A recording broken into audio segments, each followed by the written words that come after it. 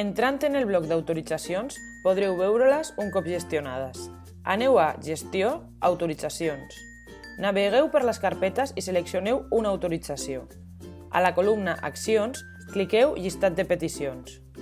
Com ja sabeu, allí hi trobareu tots els alumnes als quals s'ha enviat la petició. Si cliqueu la icona Llistat d'autoritzacions d'un alumne, veureu totes les seves autoritzacions. Podreu veure'n l'estat, si ha estat verificada, si requeria doble signatura i també qui l'ha autoritzada. Aquesta informació també podeu trobar-la a la fitxa de l'alumne. Aneu a Administració, Gestió d'usuaris, Un alumne, Informació acadèmica, Dades personals i baixeu fins a l'apartat Autoritzacions.